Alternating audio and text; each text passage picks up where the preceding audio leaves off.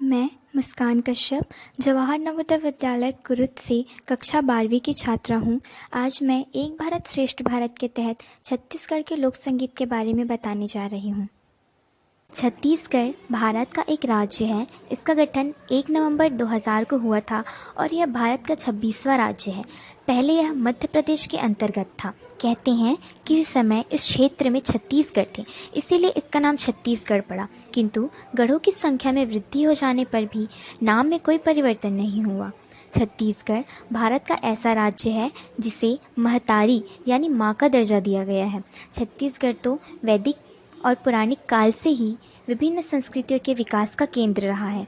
प्रदेश की आधिकारिक भाषा हिंदी है और लगभग संपूर्ण जनसंख्या उसका प्रयोग करती है। प्रदेश की आदिवासी जनसंख्या हिंदी की एक उपभाषा छत्तीसगढ़ी बोलती है। छत्तीसगढ़ साहित्यिक परंपरा के परिप्रेक्ष्य में अति समृद्ध प्रदेश है। छत्तीसगढ़ के लोक नृत्य। पहला, कर्मा नृत्य। कर्मा नृत्य छत्तीसगढ़ अंचल के आदिवासी समाज का प्रचलित लोक नृत्य है। भादो मास की एकादशी को उपवास के पश्चात करम वृक्ष की शाखा को घर के आंगन या चौगान में रोपित किया जाता है। दूसरे दिन कुल देवता को नवन समर्पित करने के बाद ही उसका उपभोग शुरू होता है। कर्मा नृत्य नई फसल आने की खुशी में किया जाता है। कर्मा नृत्य की अनेक शैलियाँ हैं, लेकिन छत्तीसगढ़ में 5 शैलियाँ प्रचलित हैं, जिसमें झूमर, लंगड़ा, ठाड़ा, लहकी और खमेटा है। दूसरा, राउत नाच। राउत नाच यादव समुदाय का दीपावली पर किया जाने वाला पारंपरिक नृत्य है। इस नृत्य में राउत लोग विशेष वेशभूषा पहनकर हाथ में सजी हुई लाठी लेकर टोली में गाते और नाचते हुए निकलते हैं। गांव में प्रत्येक गृह स्वामी के घर में नृत्य के प्रदर्शन के पश्चात उनकी समृद्धि की कामना युक्त पदावली गाकर आशीर्वाद देते हैं। टिमकी, मोहरी, दफड़ा, ढोलक, सिंग बाजा आदि इस नृत्य के प्रमुख वाद्य हैं। नृत्य के बीच में दोहे गाए जाते हैं। ये दोहे भक्ति, नीति, हास्य तथा पौराणिक संदर्भों से युक्त होते हैं। राउत नृत्य में प्रमुख रूप से पुरुष सम्मिलित होते हैं तथा उत्सुकतावश बालक भी इनका अनुसरण करते हैं। तीसरा, सुआ नृत्य।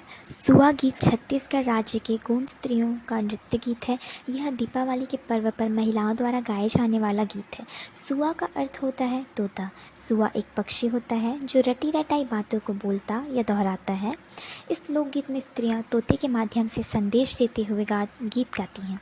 सुआ गीत में महिलाएं बांस की टोकनी में भरे धान के ऊपर सुआ अर्थात तोते की प्रतिमा रख देती हैं और उनके चारों ओर वृत्ताकार स्थिति में नाचती गाती हैं। चौथा, पंथी नृत्य। यह सतनाम पंथ का नृत्य है। पंथी नृत्य के लिए हर साल 18 दिसंबर का दिन खास है, क्योंकि ये गुरु घासीदास जी का जन्म दिवस होता है। इस दिन सफ़ेद धोती, कमरबंद, घुंघरू पहने नर्तक मृदंग और झांझ की लय पर नृत्य करते हैं। इस प्रकार गुरु की जयंती मनाई जाती है। पंथी गीतों में गुरु घासीदास का चरित्र गायन किया जाता है। छत्तीसगढ़ की लोकगीत। पहला, पंडवानी गीत। पंडवानी छत्तीसगढ़ का वह एकल नाट्य है जिसका अर्थ है पांडववाणी अर्थात पांडव कथा यानी महाभारत की कथा। ये कथाएं छत्तीसगढ़ की प्रधान तथा देवार छत्तीसगढ़ की जातियों की गायन परंपरा है। प्रधान गोंड की एक उपजाति है। प्रधानों ने और देवारों ने पंडवानी लोक महाकाव्य को पूरे छत्तीसगढ़ में फैलाया। तीजन बाई ने पंडवानी को आज के संदर्भ में ख्याति दिलाई, न सिर्फ हमारे देश में बल्कि विदेशों में। दूसरा, भरथरी गीत। भरथरी एक छत्तीसगढ़ की लोक गाथा है। सारण या एकतारा के साथ भरथरी गाते योगियों को देखा जाता है। वास्तव में छत्तीसगढ़ में जो भरथरी का गीत गाते हैं वे योगी कहलाते हैं। गीत में भी अपने आप को वे योगी कहते हैं। छत्तीसगढ़ में भरथरी गायन की पुरानी परंपरा को सूरजबाई खांडे ने रोचक लोक शैली में प्रस्तुत कर विशेष पहचान बनाई है। भरथरी गायन में हारमोनियम, बांसुरी, तबला, मंजीरा का संगत होता है। छत्तीसगढ़ के वाद्य। पहला, नगाड़ा। यह एक प्रकार का ड्रम है जिसके पीछे का भाग गोलाकार होता है। प्रायः यह जोड़ों में ही बजाए जाते हैं। भारत में इसे संस्कृत में दुंदुभी कहते हैं। हिंदुओं के विभिन्न संस्कारों में एवं देवालयों पर इन्हें बजाया जाता है। यह नौबज नववाद्य में से एक है। दूसरा, मंजीरा। मंजीरा कांसे से बनी दो छोटी डिस्क से बना वाद्य है। सामान्यतः यह दोनों डिस्क आपस में एक डोरी द्वारा बंधी रहती है, परंतु कभी कभी अलग अलग भी रहती है। इसे दोनों हाथों से और कभी एक हाथ से भी बजाया जाता है। मंजीरा भक्ति संगीत का अभिन्न अंग है। घुमक्कड़ जोगी मंजीरे की झंकार में ताल पर भजन गायन करते हैं। तीसरा, ढफली।